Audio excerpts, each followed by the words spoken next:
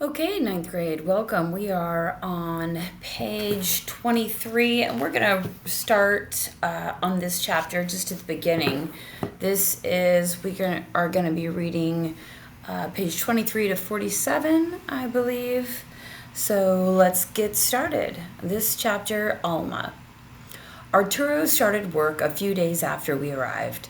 Before we came, he had arranged a job at a mushroom farm just over the state line in Pennsylvania. It was the only company near Maribel's school that had been willing to sponsor our visas. How was it? I asked, running to meet him at the door when he came home. He had dirt under his fingernails and smelled like rotten vegetables. I pinched my nose. Maybe you should take a shower before you tell me.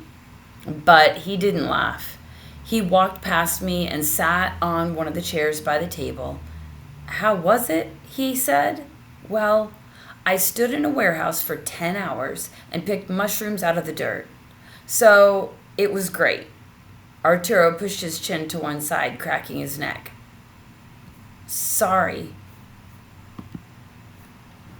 I said, sitting across from him. He wanted to be serious, so I would be serious. The mushrooms grow inside the building? He nodded. In boxes. They're stacked on top of each other with just enough space in between for us to fit our hands in. Everything is controlled. The ventilation, the humidity, and they keep it dark. You work in the dark? It doesn't matter to the mushrooms whether there's light. But don't you need to see what you're doing? I can feel what I found when I found one. Then I have to snap the stem, brush off the dirt, and toss it in the collection bin. Pero tan rapido. We have quotas to make. But in the dark? I asked again. I tried to imagine him standing in the dark all day. What kind of conditions were those? It's mindless, he said. Do they know about your experience? You could be a manager there. No, I couldn't. Tell them that in Mexico you owned a construction business. They're not going to care about that. But you could do more than pull mushrooms in the dark. We knew this was going to be the job, Alma. Who knew? I didn't know. I told you. You told me you'd be working at a mushroom farm, but I didn't think you'd be doing this. Well, this is what I'm doing. Why don't you want to tell them about your qualifications? I'm not going to make waves, Alma. I'm happy just to have a job. I know, but please, Arturo snapped. I felt my chest cave slightly, wounded by his tone. I'm sorry, he said. I'm just tired. Let me get you a drink, I said, standing up, pulling a glass from the cabinet and filling it with water. He took it greedily. When's the last time you drank something? I asked. Before I left this morning. You didn't drink anything else all day? There wasn't time. Did you eat? Arturo shook his head. No one eats. I was appalled, though I didn't want to say so. What kind of a place required a man to work all day without being allowed to eat or drink? There had to be rules, didn't there? This was America, after all. I couldn't help but think of how, in Pátzcuaro, Arturo used to come home at midday and sit at the kitchen table, eating the lunch I had spent much of the morning preparing for him. Soft tortillas that I had ground from nixtamal, wrapped in a dish towel and to keep them warm, a plate of shredded chicken or pork, bowls of cubed papaya and mango topped with coconut juice or cotija cheese. On Fridays, we would eat vanilla ice cream that I spooned into dishes the size of small cupped hands or pan dulce that I baked. The sunlight melting through the windows, the smell of wood and warm air. And now this? This was where I had brought him? To a windowless building where he stood in one place all day, sifting through dirt without eating or drinking or seeing the sun? The thought of it cut through me, and guilt once again reared its head. I'll make you something to eat, I said. At my back, while I unwrapped a hot dog from its plastic package, Arturo said, How was she today? Did you hear from the school? They didn't call, I said, and I didn't need to look at him to know he was disappointed. Both of us were waiting. We had done all the required things, submitted immunization reports, showed proof of residence, filled out forms, and now we were ready for the next step. Word that Maribel had been approved to start school. I dropped the hot dog into a pot of water. I could hear Arturo behind me working through his thoughts, trying to box in his frustration. After all these years, I could interpret his various silences. I knew he didn't want to say any more about it. I didn't want to hear him either. Finally, "She's in the bedroom," he asked. Or, let me rephrase that. "She's in the bedroom?" he asked. "She's resting," I said. "The hot dog will be ready soon," I added, and as if it were some sort of consolation. But when Arturo didn't say anything, I felt acutely the meagerness of it, the insufficiency. We wanted more. We wanted what we had come here for. And then, 5 days later, it seemed like we would get it. "I'm sorry it's taken us so long to get her enrolled," the translator from the district said when he called. Her name was Phyllis, but when I tried to repeat it, it came out Felix. "Phyllis," she said. "Phyllis," I tried again, though the coordination between my tongue and teeth and lips felt clumsy and strange. "Do you speak English?" she asked, and when I confessed with some embarrassment that I didn't, she went on in Spanish. "It's okay. That's the case with the majority of the families I work with, which is why you get me. Think of me as your conduit to the school. Anytime you need to communicate with them, call me, and I'll get them the message. And if they need to communicate something to you, it's the same thing. I'll get you the message." So this is the doorway, I thought, between us and the rest of the community. I was grateful to have it, but of course the limitations were clear. We couldn't walk through the door without someone to guide us to the other side. Phyllis went on explaining how A.I. DuPont had a terrific bilingual school psychologist, Adira Suarez, who would be calling us soon, too, but that she... "Excuse me," I said, "what is A.I. DuPont?" "The school your daughter will be going to. She's supposed to be going to the Evers School." "Does she have an IEP?" "A what?" "An individualized education plan. She needs one before she can be placed in a school like Evers. So first she'll go to A.I. DuPont, where she'll be put in the ELL program." "A what?" "English language learners. Or does she already know English?" "No. So we need to get her in that program to start. While she's there, they'll evaluate her to see if she's eligible for special education services." "Eligible? But we have a letter from the doctor. We came all the way here so she could go to Evers." "If they determine that she needs to be at Evers, then that's where she'll go. Just not right away. They have to do an evaluation first." Disappointment gathered around me like storm clouds. "How long will it take?" I asked. "It usually takes 1 to 2 months." 2 months, I said. "We'll try to get her situated as quickly as we can," Phyllis said. "I promise." And what else could I do but say okay and wait again? Arturo wasn't happy either. Neither of us was, but he was an optimist, and at least, he said, we were one step closer. At least, he said, with his hands on my shoulders, the process was underway. So on Maribel's first day of school in the United States, Arturo and I woke up early, filled with impossible expectations, and roused Maribel, watching her push her hair off her face. Arturo said, "Today's the day, hija. You're starting school."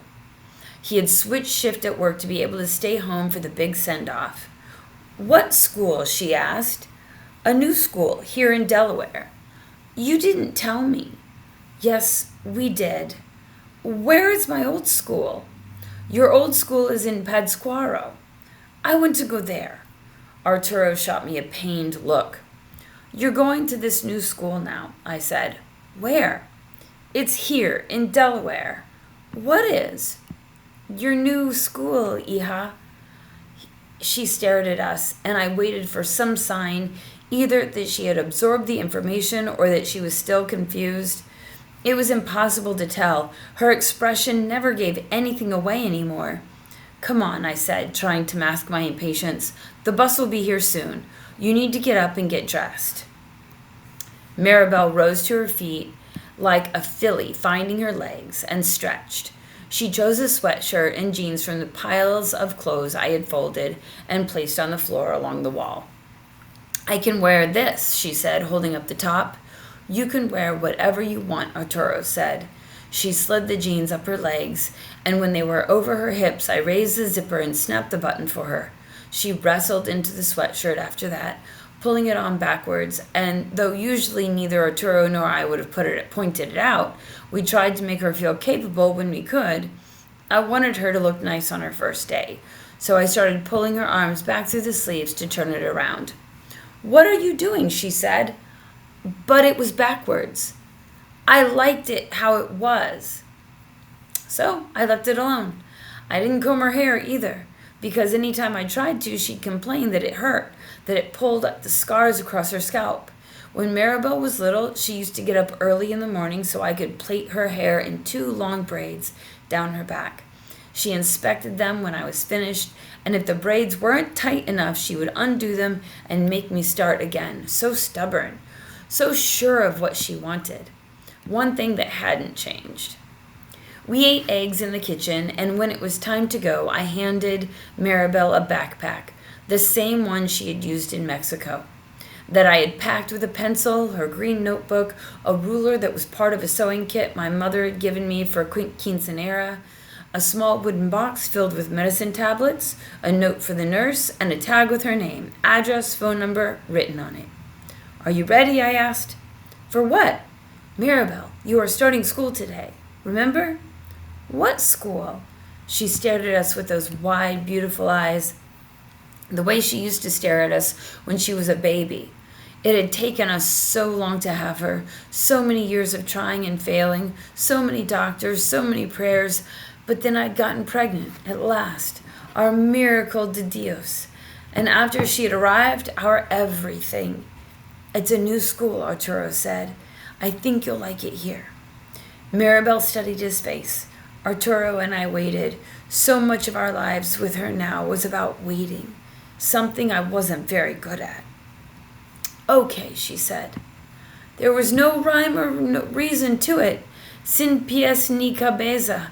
She resisted, she was confused, and then suddenly something would snap back into place and she was compliant, agreeable. Even a year after the accident, I was still unable to discern the pattern. It was humid when we walked outside. The 3 of us stood in the weedy grass along the edge of the parking lot until a long yellow bus dragged itself up over the street.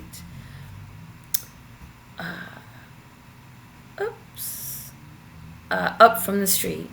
It stopped in front of us and the door folded. The driver, a woman wearing a baseball cap, waved and yelled hello. That much I understood. But she kept talking. I got lost. Arturo looked at me as if to ask whether I knew what she was saying. I shook my head and thought, this is how it is for us here.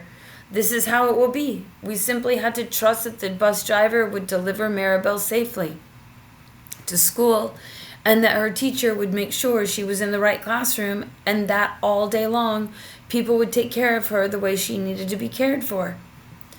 We had to push past trepidation and believe that by sending her off we were doing the right thing. What other choice did we have? Standing next to each other, Arturo and I watched as Maribel climbed aboard the bus. Through the windows, I saw her sit in a seat near the front and push her sunglasses up. We had been planning our life here for so long, filling out papers, hoping, praying, waiting. We had all of our dreams pinned on this place. But the pin was thin and delicate, and it was too soon to tell whether it was stronger than it looked or whether in the end it was going to hold much of anything at all. As if he had read my mind, Arturo said, "She'll be fine." But I couldn't tell if he was only trying to convince himself that it was true. "Say it again," I said. "She'll be fine." And because I wanted to believe him, because I wanted more than anything for her to be fine and eventually better than fine, for her to transform again into the girl she used to be, for this past year to have been nothing but a strange, cruel detour that we could move beyond and never venture down again, I nodded and watched the bus heave away. Arturo left for work not long after. He had his own bus to take, 3 of them actually, all the way to the mushroom farm, which meant that I was alone in the apartment for the first time since we had arrived. I wasn't used to being alone here or anywhere, and the silence felt like an invasion. Usually, in Pátzcuaro, someone, either my mother or else one of my friends, stopped by in the morning, and I would make café con leche, and we would talk, and sometimes for only a few minutes, sometimes for hours, and even on the days when no one came over through the open windows of our house, I could hear the noise of our neighbors, and a Juanes song from a nearby radio, a barking dog, the dull banging of a hammer, the ripple of voices, and the hush of the breeze. Here it was as if I sealed into a noiseless box, and even when I opened a window, all I could hear was the rhythmic whisper of cars driving on the nearby road. I turned on the television for company and studied people's mouths as they spoke in English, trying my best to replicate the sounds, even though I had no idea what they were saying. And they spoke so fast, I wasn't sure if I was mouthing individual words or bunches of them strung together like grapes. After a while, I turned the television off and wandered into the kitchen. I pulled out my comal and thought, maybe I'll make something to remind me of home. But I didn't have any of the ingredients I needed, so I just stood there, staring at the flat cast iron pan, feeling homesickness charge at me like a roaring wave, filling my nostrils and my ears, threatening to knock me down. I took a deep breath. I would do something else then. I would go out. This was my life now, I told myself, and I was going to have to figure out how to spend my days. I had to learn how to outrun the waves, or else I had to learn how to stand far enough inland that it would never approach me in the first place. I showered and dressed, parted my hair down the center, and combed it back into a low ponytail. I dabbed candelilla wax on my lips from the small tin pot I had brought with us. I inspected myself in the mirror, pinching my cheeks to flush them, and baring my teeth to make sure they were clean. Then I picked up my purse and headed towards the door. We needed more food, but the only place I knew where to get any was the gas station. I didn't want to go there again, so I stood outside on the balcony, my hands around the metal railing, and tried to think of something else. I looked up at the clear sky and listened to the low roar of cars and semi-trucks headed to the places I didn't know, driven by people I had never seen. I closed my eyes, feeling the warmth of the sun on my face. It's the same sun that shone on us at home, I told myself. The same sun. Then from below, I heard the rickety sound of wheels against the pavement. I opened my eyes and looked down.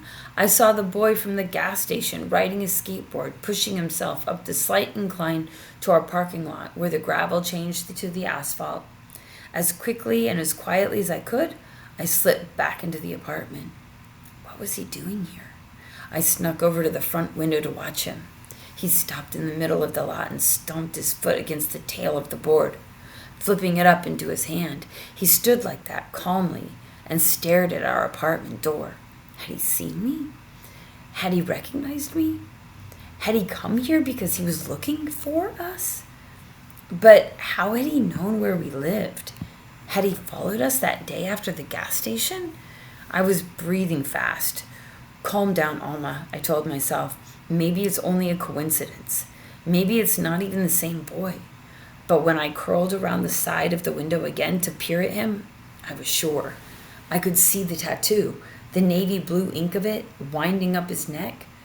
He didn't move for at least 5 minutes. I kept expecting him to turn around, to look at the other apartments, but he only stood with his hands gripping the top of his skateboard, and I stared at our door as if he were waiting for us. Maribel. For Maribel. At last, he spit on the ground and dropped the skateboard with a clatter. He turned around and pushed off, jumped the curb at the edge of the lot, and glided down to the gravel. I took a deep breath. What had that been about? Was it only that he liked Maribel, or was there something else?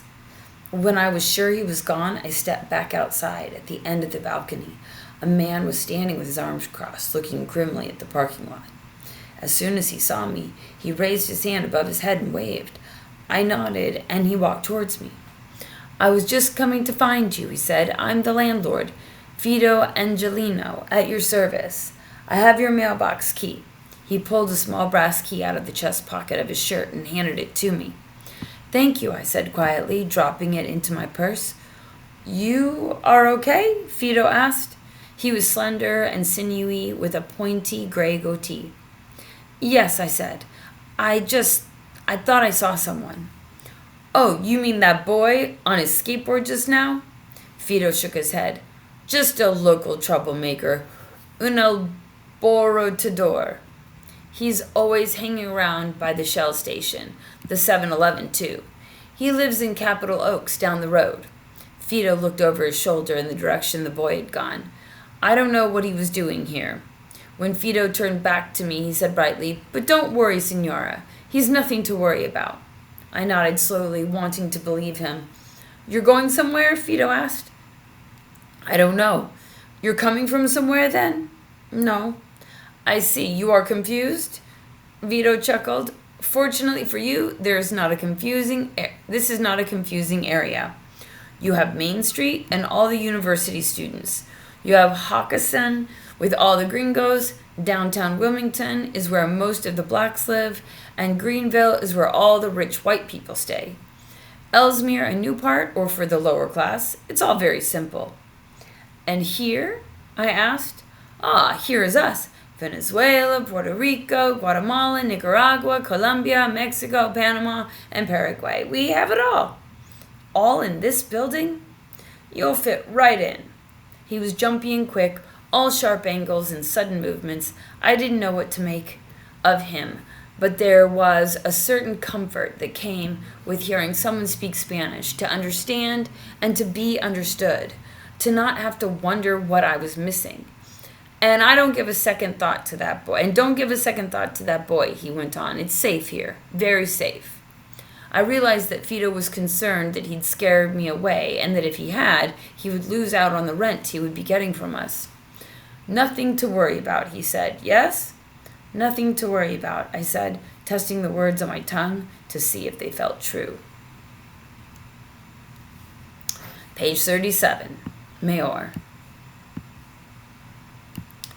I expected to run into the Riviera girl at school.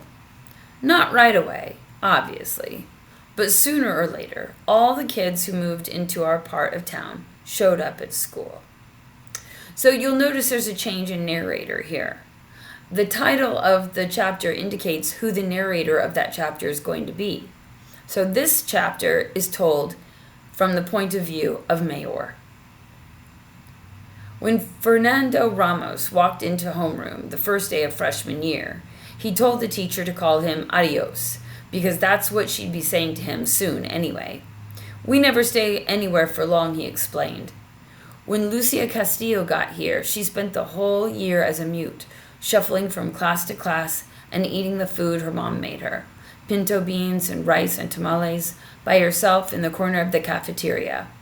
And when Eddie Pabon arrived, he was so excited to be in the United States and out of Guatemala that he took the concept of educational opportunity to another level, another planet, and joined every single one of the 14 clubs at our school, started playing the trumpet in the band, lettered in 3 sports, volunteered as a hall monitor during his free period, and cozied up to the teachers so much that by the end of the first marking period, he was having bagels with them in the morning in the lounge. People started calling him Lambon Pambon, a nickname he accepted like it was an honor to be called a sucker. "You have anyone new in your classes?" I asked my friend William one day. We were sitting in chemistry lab waiting to see what happened when we mixed silver nitrate and salt. Everyone had on goggles, and the girls had spent the beginning of the class complaining that the elastic straps were messing up their hair. Mine didn't even have a strap, so I had to hold them against my face with my hand. "There's always someone new," William said. "Can't keep track of them." "A girl?" "Way to narrow it down." "Her last name is Rivera," I said. "I think she's Mexican." No kidding, Rivera. Sounds Chinese to me. William grinned, and his braces glinted under the fluorescent lights. He was skinny like me, but he was pale, and his brown hair flopped down over his forehead. She moved into my building last week. So? But I haven't seen her at school yet. So, I was wondering if you'd seen her. William snickered. Oh, I get it now. She must be hot. I hardly even saw her. Is she a hot taquito? You're a jerk. A hot little taquito for little Mayorito, he cracked up at himself, all warm and soft inside. I crossed my arms. My goggles fell onto the table. Forget it, I even asked, I muttered. I had stopped going to soccer practice after the day I crashed and burned in the star drill. I just didn't have it in me to show my face there again. I also didn't have it in me to break the news to my dad, who'd been especially tense and moody lately because he was worried about losing his job at the diner where he worked as a line cook. So for now, I was pretending like I was still on the team. Every morning, I packed my gym bag, and every night over dinner, I told my parents about the drills Coach had us doing to gear up for our big games, or about Jamal Blair's crazy bicycle kick near the end of the scrimmage, or about whatever else I imagined was happening on the field without me. I probably didn't need to try so hard. My parents were so wrapped up in their own problems that they barely even registered me. My mom had decided that she should get a job just in case my dad really did lose his job, and an idea that my dad found unacceptable. I'm the provider, he said over and over. That's all there is to it. My mom kept having phone conversations with my tia Gloria in Panama, the two of them brainstorming about positions my mom might qualify for. I'd overhear my mom saying things like, I'm a very capable woman, and is it a crime that I should want to help my family? And Claro, my life is not only about fulfilling his life, but try getting him to see it that way. Once, after my dad caught an earful of their conversation, he rushed over to the phone base and stabbed the button down with his finger to disconnect the call. I was sitting at the kitchen table. My mom looked back at him in shock. Those phone calls cost a lot of money, he said, to which my mom, the receiver still in her hand, the coil corded stretched across the room, said, We could afford them if you would let me get a job. To which my dad thundered, Yeah, basta, Celia. I don't want to hear about it any more, which sent my mom wailing and him bellowing in return. The day I finally met the Rivera girl, I'd broken free of my parents' latest arguments to sit outside on the curb and play Tetris on my phone, when my mom stormed out. Then, she said when she saw me, Where? I can't be in that apartment anymore. But where are we going? Anywhere, she said. We ended up at the Dollar Tree, mostly because the day before someone had stolen our entire load of laundry from the washing machine at the laundromat, along with a pair of my mom's pajama pants and a few pairs of my boxers. My dad's dingy white briefs and white undershirts had been in the load too, but my mom, in her simmering anger toward him, told me on the bus on the way to the store that he could buy his own underwear if he wanted it. He's so good at doing everything for himself. Let him do that too, she said. We were walking through the aisles, me with an Econo pack of boxers under my arm like a pillow, when I caught sight of her. She was skinny and petite, big, full lips and a long, thin Indian nose, black hair that reached down her back in waves, long as hell eyelashes. I stopped and stared. She was standing in the aisle with all the cheap dinnerware. I looking bored with her while her mom turned over a package of plastic silverware. What? My mom said, glancing at me. Nothing, I mumbled, and made a move to keep walking. But my mom backtracked to see what had snagged my attention. Who is that?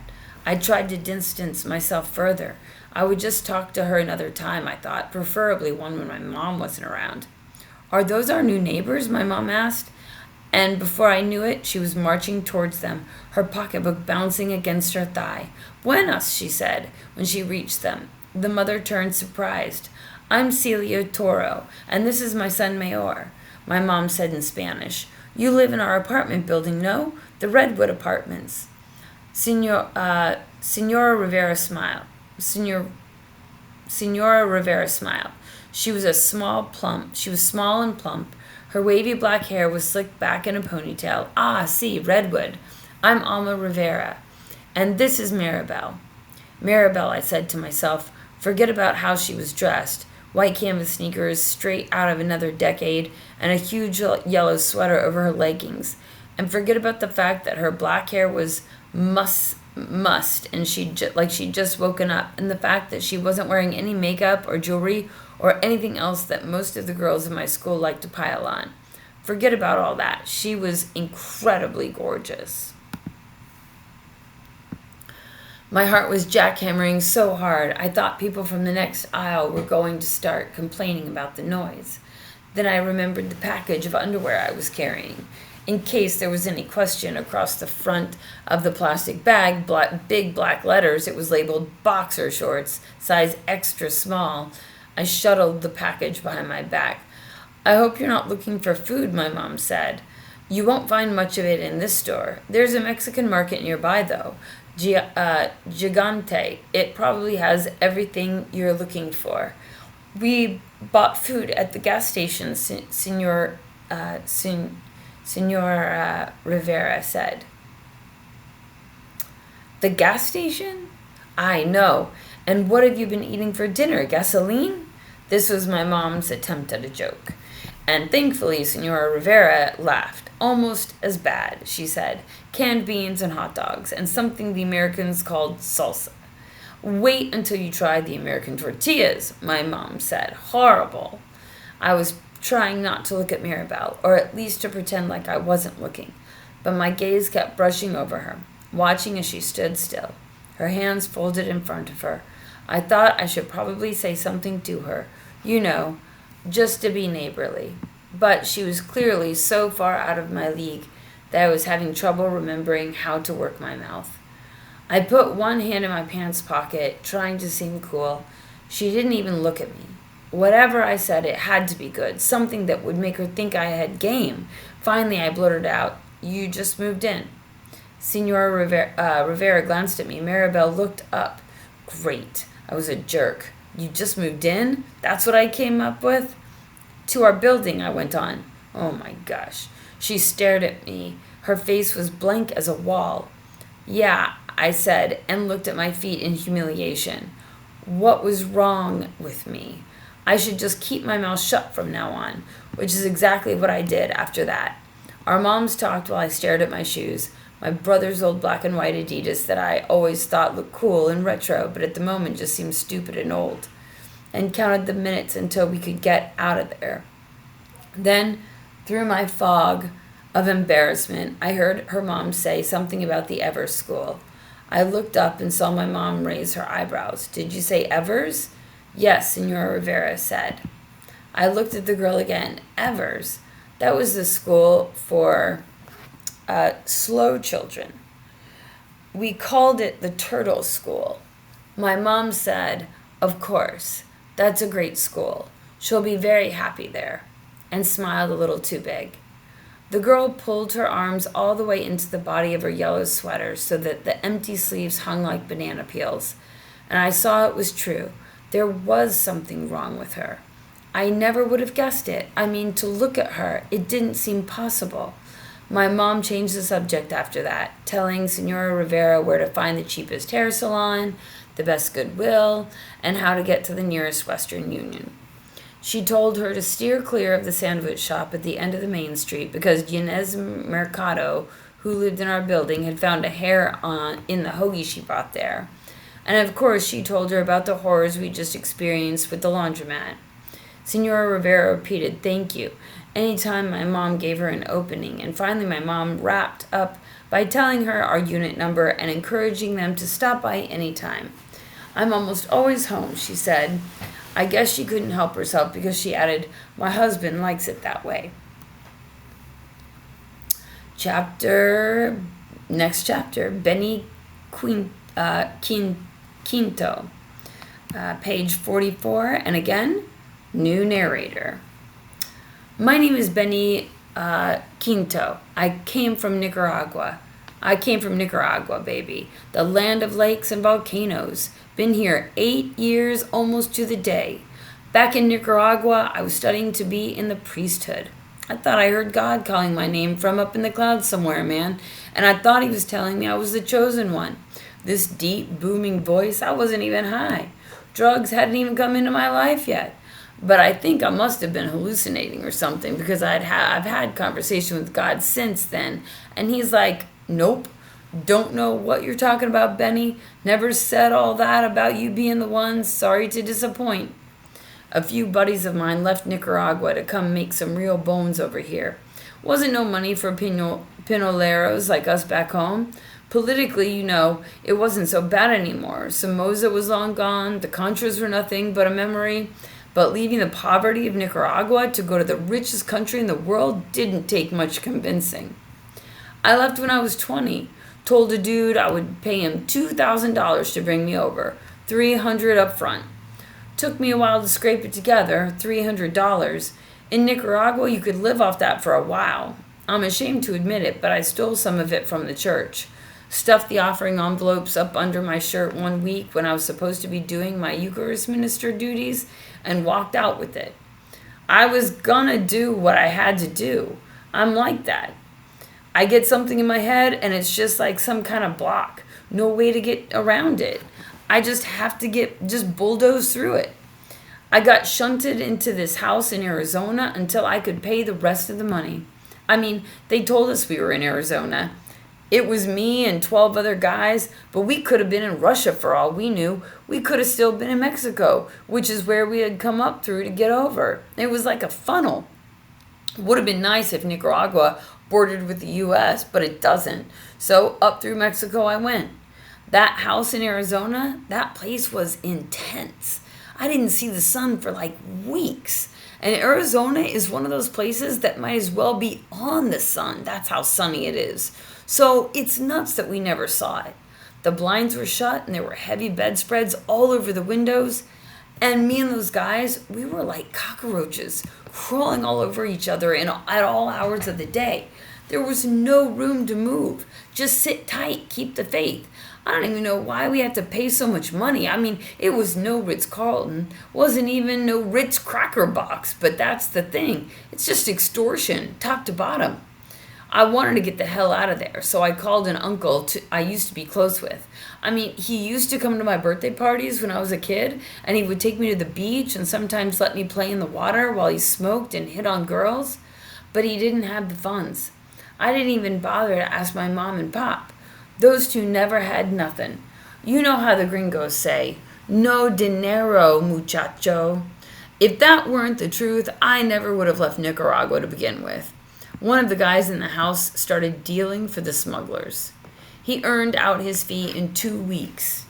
I didn't know how else I was going to get out of there, so I signed up too. Figured I'd burn through it, just get it done. Until I had enough to leave, and then I'd get beyond to bigger and better things. Problem is, you get a taste for that kind of money, and it's hard to go back to anything else. I was out on the streets in Phoenix. We had certain places we always hit up. White kids who wanted to score came with their parents' money, rolled up their fists, acting all sly, and they handed it over, thinking they were so street. With those kids and whatever you told them, they would pay. They didn't know any better, most of them. There were some real junkies who came by too.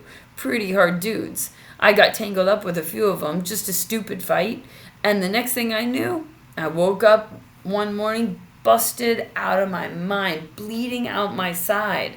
I'd been stabbed and I didn't even know it. That's when I decided it had to end. I hitched a ride out of Arizona with a guy who was driving to Baltimore.